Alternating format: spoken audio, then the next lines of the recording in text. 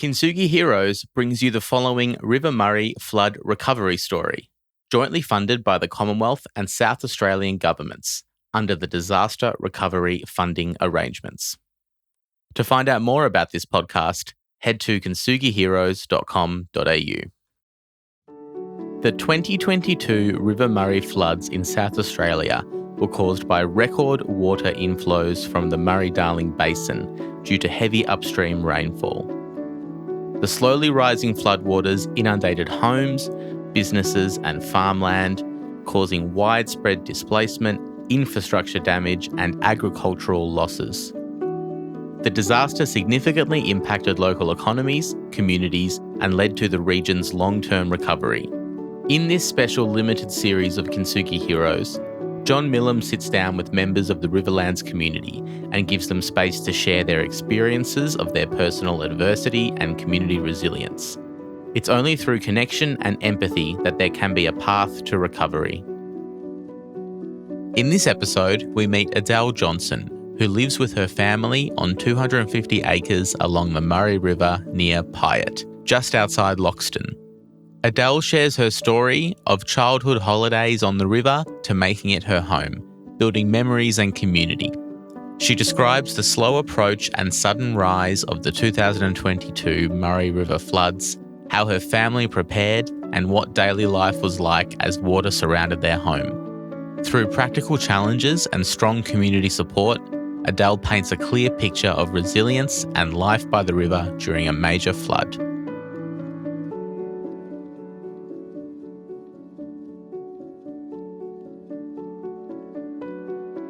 So, ladies and gentlemen and listeners to Kintsugi Heroes, welcome again to another session on the River Murray stories, recovery stories around the 2022 floods.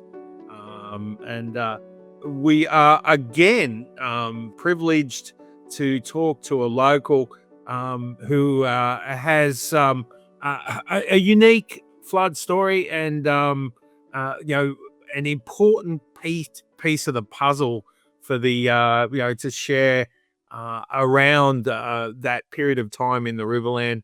Welcome, Adele Johnson. Welcome. Thank you. So nice to have you on. First of all, let's share with the listeners where you are. Yeah. So we're about 12 kilometres out of Loxton at a place called Pyatt, which was like a little settlement that they first started when they did all like the River Murray first got up and running with everything, and it sort of dwindled out a bit, and there's not really too many of us out here now where we are. It's sort of had a bit of a resurgence in probably the last 10 years. There's quite a few like younger families have moved out here now too, and the local bus probably picks up almost about 15 kids out here now, so it's sort of gone back to being a bit more of a thriving metropolis. I love that. Well, endless optimism from the people on the Murray, right? But historic town, right? And a historic part of the area. What made that a centre in the early days?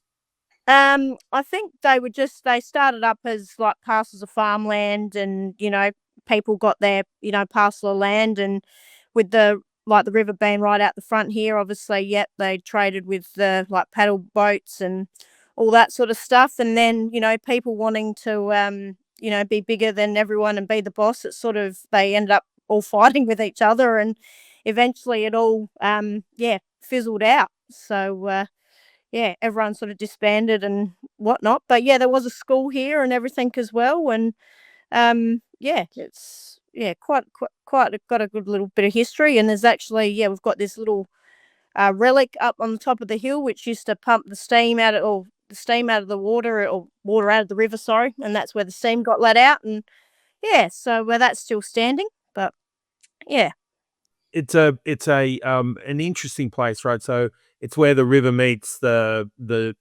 desert. It's quite it's not desert, but that sort of looks a bit stark at times. Yeah, it sure does. Yeah, at the moment it does up the top. Yeah. So yeah, and of course you're perched above the river. So Yes, yeah. Well, we are right on the river.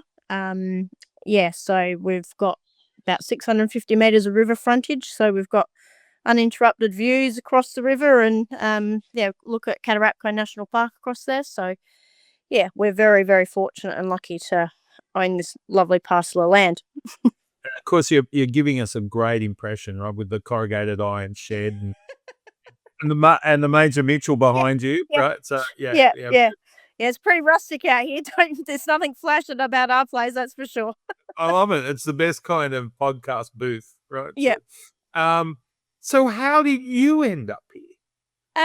Yeah, so me and my sister and family, we used to come up here with a lady who we grew up with. She's basically almost our second mother, and her family. So her cousins owned this place, and so yeah, we'd been coming up here since I was about probably 8 or 9, and so yeah, got very fond memories of being up here, running around as kids, like because no one lived here. It was yeah, they got old and moved into town to retire, and so it was just two basic shacks that yeah, we used to camp outside on, there's enough, kitchen and whatnot to make your meals and whatever. But yeah, just we used to run amok up here, and obviously boating and all that. And yeah, so it was just um that's how we came to know about this place. And then Jane, who was that's my second mum, she said to me, "Oh, like, well, this is what 2000 end of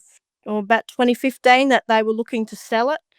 Um, I'd met my partner Justin in 2014, and anyway, I said to him, I said, "Oh, we've got to go. I want to buy this place on the river." And he said, "Oh, I've always wanted a place up there." And so anyway, we came up to the open inspection and blah blah blah. And anyway, the following week we came up for the auction, and we were lucky enough to purchase it. So yeah, so me and Justin and my mum and my sister Lauren, yeah, we all went in on it. So yeah, so that was end of 2015. So yeah, sorry Justin, you're tied to me now.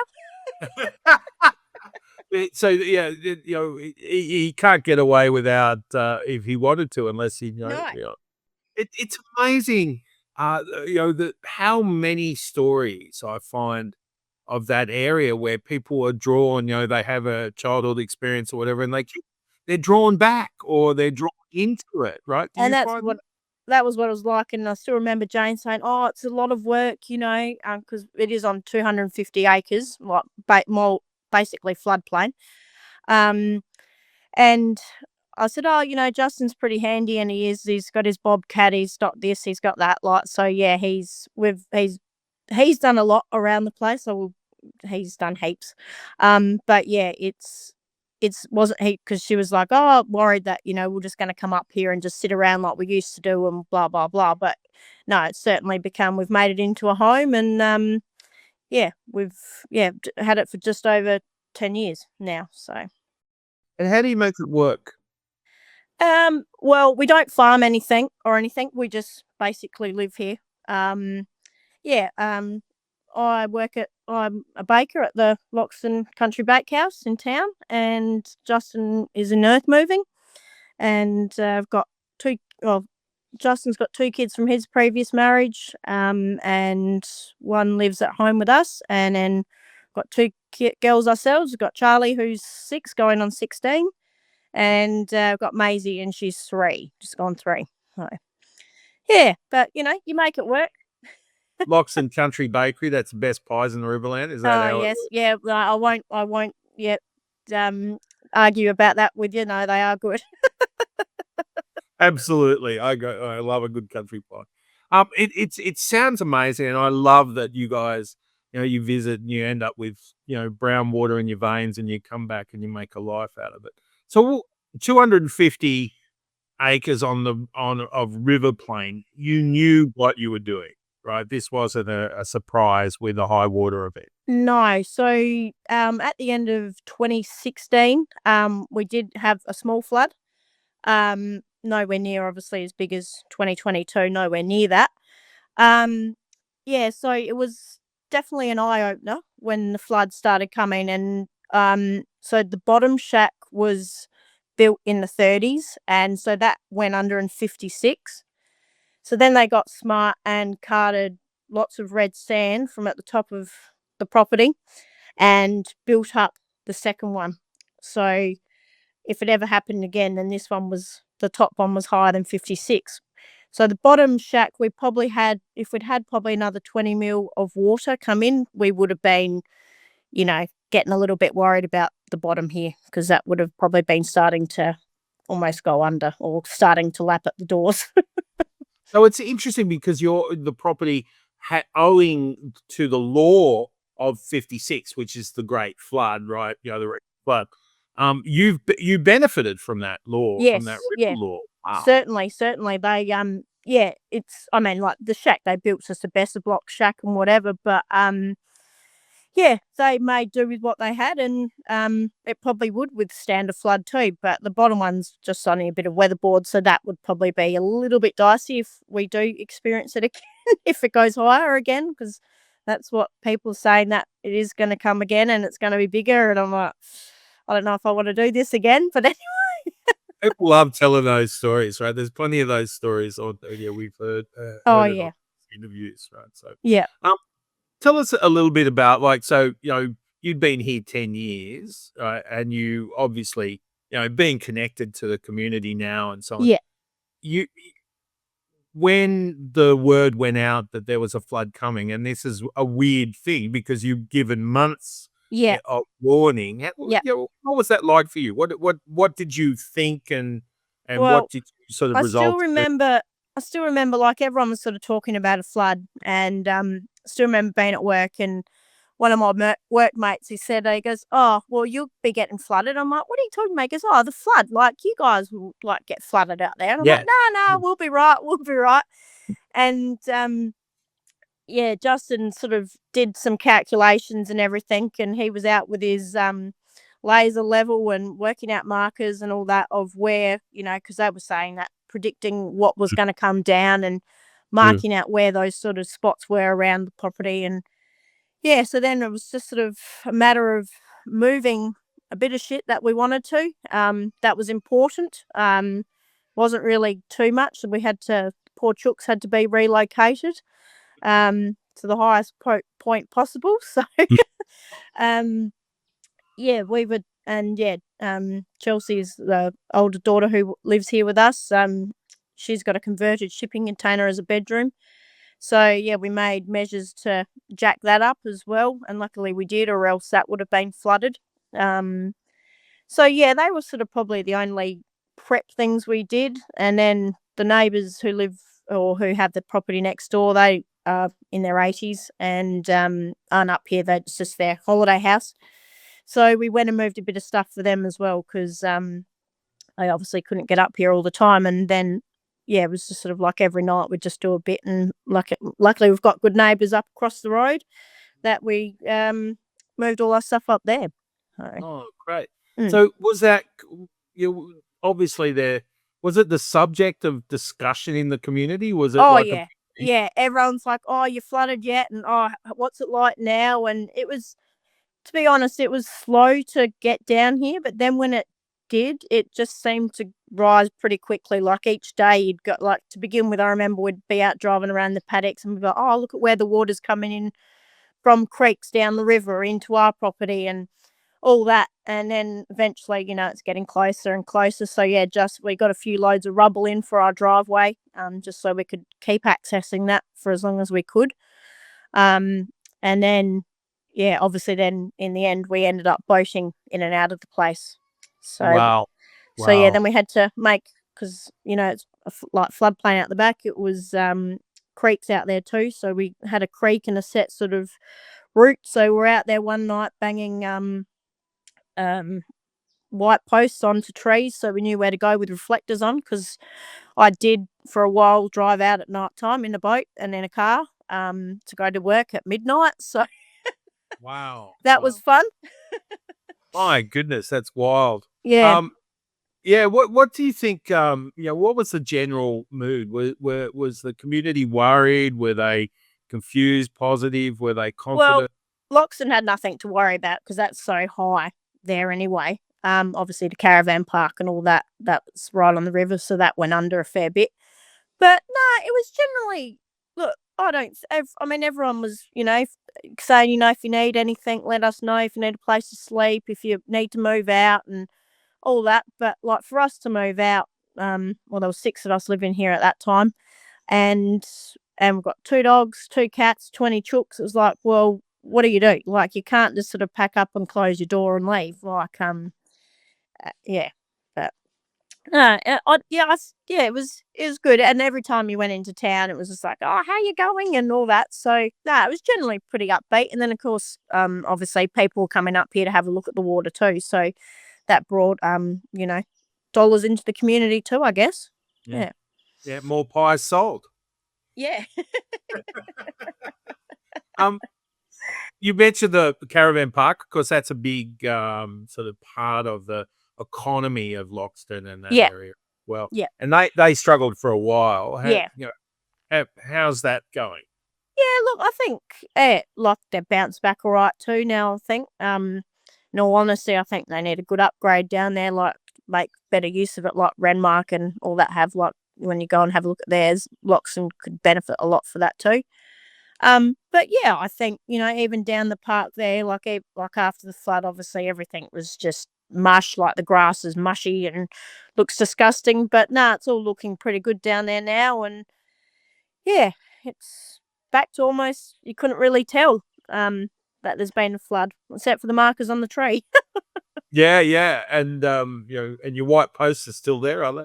So, Yes. Oh, yeah, because we had them all up our driveway too. So yeah, they look a bit stupid just hanging in trees at the moment. But yeah, if it ever happens again, we'll probably clear out a bit more because there's lots of logs and stuff out there that you had to sort of remember where they were, and obviously a lot of stuff flowing through as well. We ended up with a lot of neighbours' pallets. I'm doing a little bit of a survey, right? Of the things that people saw floating down the river. Was there anything that you captured your attention? Well, it still does because I see it every day when I drive home. But in next door neighbour's paddock is an old Peter's ice cream, like what you used to have in the servos and stuff. There's one of them that's Oh, stuck wow. like halfway up a tree. That's So like a work of art, not yeah, rubbish. yeah, Right? yeah. And then a bit further down, like when you're out in the river now, a couple people's place down there, a pontoon. They didn't quite secure it properly, so it's sort of hanging just on a tree, like in the middle of nowhere. So, yeah, but no, there wasn't really that much. It was probably more at the start when everything was sort of slowly moving down that, your logs and all that, like big branches too. But it was, I guess they made the right call there by banning boating and everything out there because it didn't look like it was going fast, but it was. And you just didn't know what was underneath. And it's like the river at any time, you don't know. But yeah, it was certainly a lot more crap floating around at that time. Yeah. Are you a river woman? Yeah, I like the water. Yeah. Yeah. What's your favorite thing about living by the river? The fact it changes every day. Like yesterday, it was blowing its ass off. I hate it when it's windy here. That's probably my only pet hate is the wind. But then today it's calm. It's just peaceful and beautiful. And you've got the birds and just it's just lovely. Yeah. That seems to be a thing people do, which is lovely. Like they really take in the environment, right? Do you think people who along the river, you think they actually are connected to the place? Is there power in that? I don't know. Like maybe some people, like obviously I can't really speak about that because we haven't been here that long. I've actually only been up here. We've owned it for 10 years. I've been up here for 6 years now. But yeah, you do sort of feel, I still get that tingly, or not tingly feeling, but driving down the hill and like, oh look, I'm almost home, like that kind of thing. I still, that's still exciting. But I guess the people who have lived here all their life and worked, like in citrus and now almonds are a big thing and all that sort of stuff. Well, they probably would be, yeah, it's their lifeblood as well. Right. Do you feel responsible for the river? No, not really. No. What about so the flood is not just like the things that float around and stuff because it's cleaned out a lot of the It like has. Yeah. yeah Yeah. It wasn't like so when the 2016 flood, there was heaps of black water and like I still remember it was like swimming in looked like tar or coke actually. That's how black it was. And but with the flood, it didn't seem to have that. Like, I don't know whether that the 16 flood sort of washed that out a bit more and there wasn't as much, dead debris, over on Catarapco Island and all that sort of stuff, that came through. But, yeah, we certainly ended up with, yeah, a lot of shit everywhere. But, yeah, you get that. too. Mm. Well, so you mentioned like the locals talk about another flood, think floods coming twos or something. Yes, yes, Yeah, yeah. yeah. So But they're usually consecutive years. So hopefully it's dried out enough and that if it does happen, it might take a while to replenish everywhere first before it gets down here. Because it has to fill up a lot of places before it does get down here too. So I can't help, having chatted to you guys for, a number of years nowadays. I look at the record Queensland floods in the last, yeah, mm. and I'm going, oh, I wonder if, my friends on the Murray will be wearing that in 12 months. Yes. Well, that's right. A lot of it, like the higher stuff, won't get down here because it's not going into the right places. But it'll be interesting to see whether it does make its way down or we get any of it, like benefits of it. Because I mean, it is always nice to see a full river, but just not as full as what it was in 2022. No, no, no. But have you made plans, right? Do you have a second event plan now that you've been through the first one? No, because we're pretty well. We've got a generator now. Probably, if anything, Justin would probably put a few pipes and stuff under our driveway just to do a bit of earth moving stuff, and so then we can access the driveway for a bit longer. We were lucky we had like an off-road car and an old Bedford truck that we trundled up and down and up the driveway for as long as we could until the water was just too high for them. And yeah, like I said, that was when we went to the boat. Yeah, probably digging out the channel a bit more and just sort of yeah, having that and cleaning up a bit. I managed to get the tinny stuck on an old barbed wire fence, so that was fun. And where we were boating over to the neighbour's place, yeah, I bent the gate pretty good because you had to get the boat at the right angle to get through the gate. So I've requested, if it happens again, a wider gate opening, so I can navigate the boat in and out. Yeah. It's pretty wild. You've got to, you got to imagine how you drive a boat across the land, right? Yeah, well, that's it. You sort of picked where your markers were, and you knew sort of where you were headed, and but to say that you've driven over the road that's dirt road to your neighbour's house and parked in their driveway in your boat, like it's It's beautiful. yeah. Have you thought about putting some sand down to create a beach the next flood, right? Well, So you funny that because in front of our place, like it's quite or not steep like some places are, but it was always pretty clayey and stuff in the water there. But now it's because we've had so much water, we've got some really nice, orange sand there now. So it's actually quite good getting in and out the boat and everything, and going into the water. It's quite nice. So we've been fortunate enough, to get some sand out of it. wow. Yeah. That sounds cool. Hey, interesting. You're having a partner, who is in earth moving. That would Yep. have been a wild time. Was he fully engaged? Yeah. So he did a lot of the levee banks over in Renmark and down at Marook. So he was pretty busy. I think all the earth moving companies up here were at that time because it was sort of just a bit of a shit. We need to get stuff happening and infrastructure in place. And probably if I was living in Renmark, I would have been panicking a bit. I don't know why they're building what they're going to build out there again, because anyway, that's up to them. So, but obviously, it's like where you look at where the water went to, it's like, why would you be building there? Well, I wouldn't be. But yeah, People, on a day like today, they want to be next to the river, I yeah, suppose. true, I guess. But yeah, not when you. Wild what people will sign up for. Oh yeah, That's speaking of Renmark, of course. Like, I was talking to the mayor, and he was talking about the contractors like Justin, and gave them a huge rep. Said they did an amazing job. yeah, So, they certainly did, and I mean, really, they saved the Renmark Hospital and all that sort of stuff as well. And the levee banks they were building were huge, like even down at Cobdobler as well, like big levee banks down there as well. When I mean, most of them are still standing up or still standing. They've demolished a few of them around the place, but I guess they're there now if they do need them again, and they probably just need a bit of tidying up. But yeah, they're there. The infrastructure's there if need be. fabulous. Do you feel like you've learnt more about the place you live?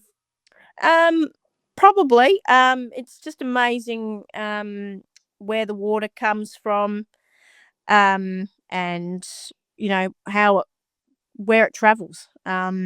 So an old man who used to come out here and look after the place when we weren't here, he always just said that water always is lazy and I'll always find the easiest place to go to, and it was so true. Like it just.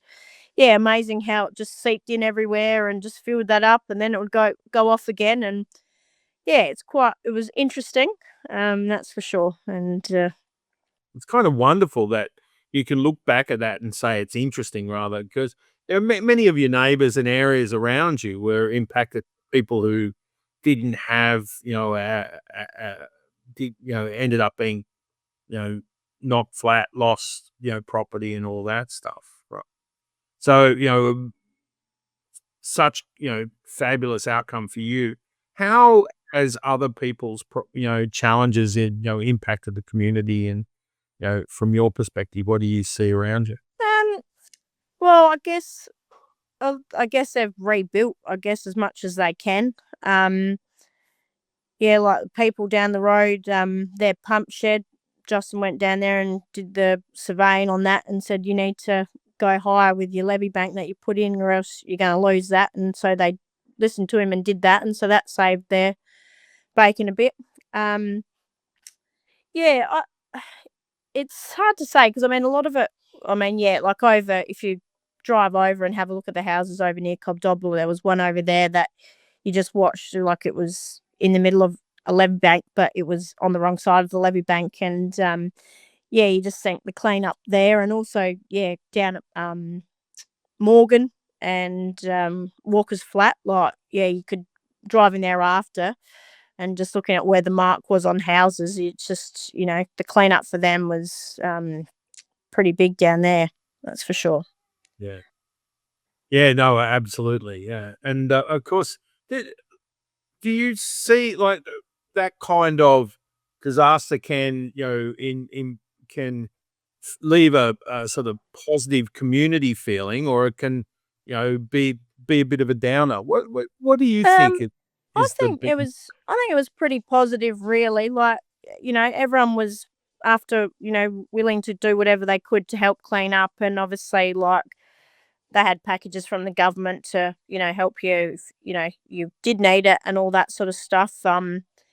Yeah, I was trying to think where we driving through like back of Manham as well, like yeah, and just all the stuff that people had chucked out was just waiting to be picked up, like out of their shacks and all that was amazing. But yeah, I think really probably the community probably came together a bit more too, and that's the beauty of still probably the feeling up here is it's still a community based or feeling town, like not like if you was in the city and some sort of disaster happened, I don't think you'd probably have the same sort of feeling. But yeah, it's certainly like I said, everyone was just wanting to help out and do whatever they could to give you a hand. It's beautiful. Going forward, what are your plans? Are you in your forever home? I would think so. Yes, yes. By the time I finish paying it off, I'll be probably 100, but that's okay. What is it? What's your what's your plan with the river? What's your favorite activity? Look, I just like sitting around like with friends. It is great. Like I used to be able to kneeboard. I'm a little bit unfit at the moment. I don't think I could pull myself up onto a kneeboard at the moment. But even just going out in the boat and just cruising around and just having a look at everything, it changes every day, and you just yeah don't know what's gonna be, around. Like, the other day, we just had a tree just fall in the water, and so now it's like, "Oh, great, we've gotta remember that's there when we're out and about again," and, but no, it's just, lovely, and yeah. What's it like raising kids in your part of Australia? Um, well, Charlie loves it. She loves running around, and she's an outside kid. Maisie, she's got Down syndrome, so, she's gonna be a handful. We're gonna have to guard the fences again or raise the fences again when she finally gets on the move. We did have to put a fence up when Charlie was little too, because one day she was just standing out on the jetty in the middle of the river, so that was an eye opener. But she knows now that she's not allowed in the water without a life jacket. She goes in, and before she jumps in, she has to go in and check that there's nothing underneath and all that. So, yeah, she's pretty good with it all. But Maisie's going to probably be a bit of a handful. But yeah, the lifestyle is just, you know, we're outside most of the time. Like, we're not, yeah, inside a great deal. I mean, in winter time, we've either got the fire going outside here and sit down and watch TV under under here, um, and whatnot. I mean, when it's bitterly cold, you're inside with the heater. But And of course, Adelaide's wonderful for that, like both the bitter cold and the oh yeah, the frosts here are horrible. The frosts here are horrible. I think, a couple mornings we've had last year was like -5 when I was getting home from work at 6:30 in the morning, and yeah, certainly fresh. 40 degrees to -5. Yeah, Australia's got to be crazy sometimes, I it is. reckon. It is crazy. It is. The wha- what's so and something that I didn't know until I was down there just touring recently.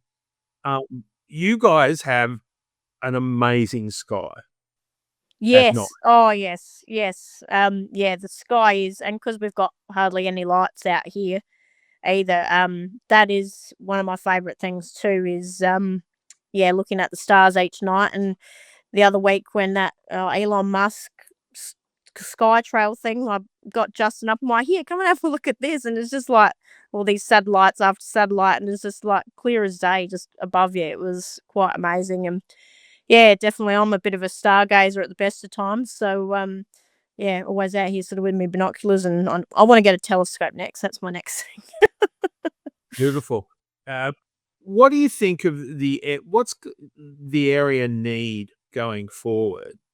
Right. So, a lot of people have been, the flood in 22 both sort of highlighted the history of the place, but also, the future challenges. So, it's a tough place to live, and it's got got to make a living, and it's got to go forward. What sense do you have of what the area, brings and what it needs?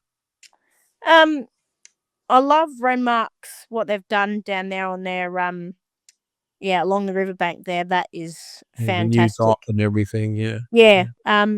I think Loxton would benefit them too.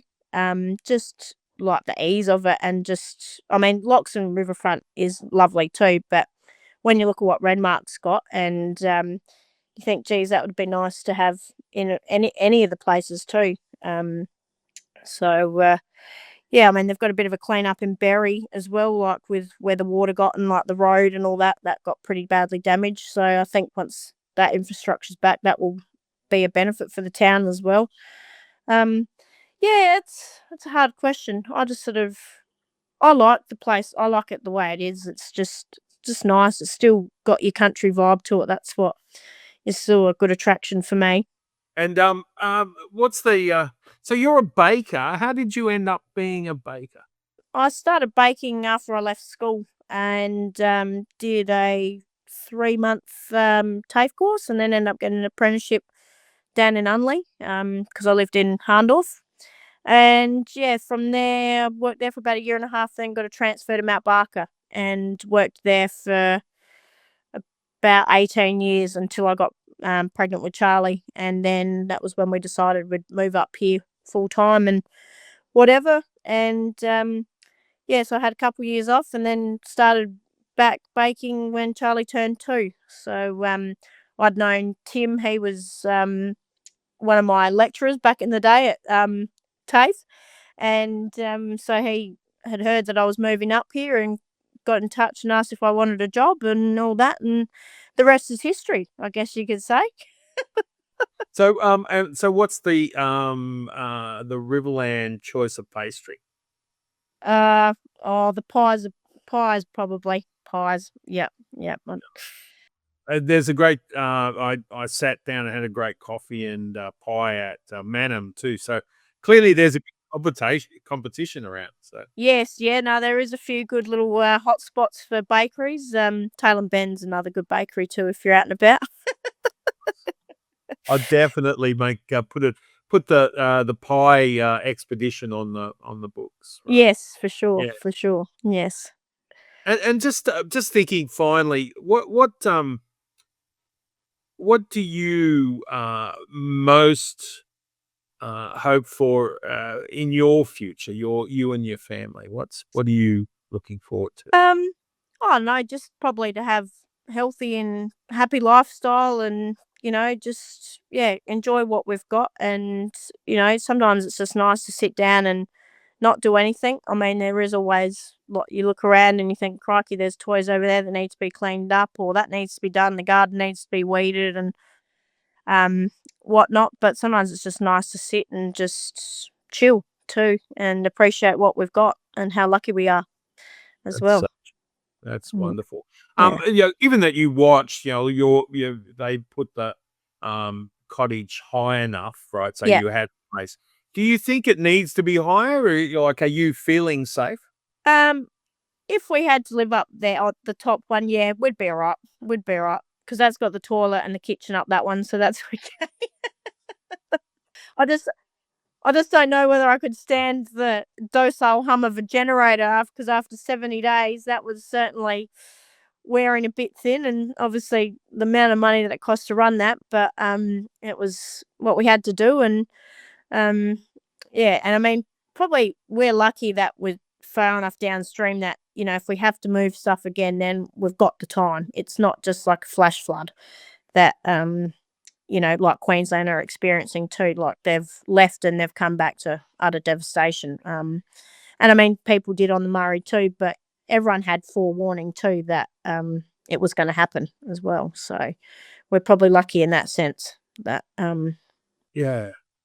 It's such a weird concept, right? When you're sitting there watching the water, right? And it's like an inevitable, action, but it's like, creeps forward rather than Yeah. rush forward. Yeah. Yeah. And then it doesn't go, right? Yeah. So Yep. thank you so much for giving us such a vivid description of your place and the impact of the flood. It's been wonderful chatting. And, Yes, lovely. It's been great chatting to you too. And I'm looking forward to tasting a pie and to seeing more of the country. It's just an amazing place. Yes, and, it certainly living is. in an amazing place. It is, yes. It's great. It is nice. Good luck with all the high water events. Thank you. Hopefully not for a while yet. No, indeed. Hopefully the law is a little late this time, right? Yes, correct. That's hopefully they've got it a bit wrong this time. So Adele Johnson, thank you so much for talking and sharing your story with Kintsugi Heroes. Many thanks. Thank you. Thank you for listening to this episode of Riverland Recovery Stories. If anything in this conversation has had a triggering effect, please seek support and reach out to someone who can help keep you safe. If you found this conversation interesting or helpful, please share it with your friends, family, and colleagues so we can help more people with their recovery from natural disasters. To find out more about Kintsugi Heroes and our other projects, head to kintsugiheroes.com.au. Thank you to our production team, Kintsugi Heroes volunteers, and most importantly, the Riverland community for sharing their lived experience.